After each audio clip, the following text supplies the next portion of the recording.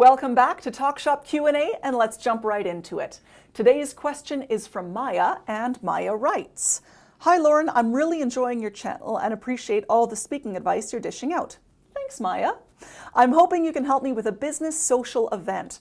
I'm going to a corporate Christmas party. I work in a large firm, and this will be the first party I've attended there. I want to use this opportunity to get to know more people in the firm, but I also want to make a good impression, especially to the managers.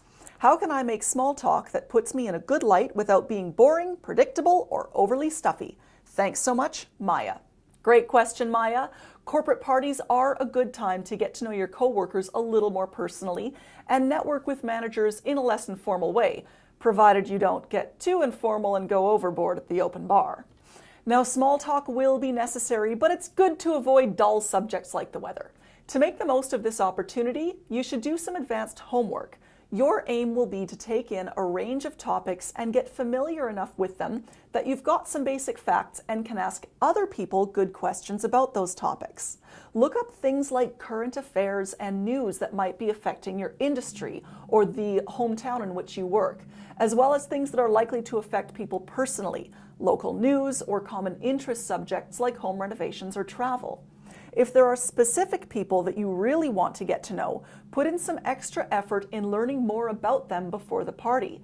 Is there an activity or a sport they especially like, a charity they're involved with, or an interesting project they're currently working on? You can find this information by asking your coworkers or even doing a bit of light social media stalking/research. Once you've found out a little bit more about your target's interests, learn about those interests so you can ask that person good questions and get them talking on a more personal level. When you go to make conversation, focus on asking people questions about their opinions or experiences as related to the topics you've been looking up. You want to pepper your conversation with lots of questions. The beauty of doing this in small talk is that it works on two levels. First, people love talking about their opinions, and by giving them the chance to do so, you'll not only learn a lot about your coworkers, you'll make them feel good and important by listening attentively and being curious and interested in what they have to say. Second, by focusing on learning about the other person's thoughts and asking lots of questions, you can get through potentially touchy subjects like politics, parenting, or Gwyneth Paltrow's latest crackpot health advice without antagonizing or offending anybody else.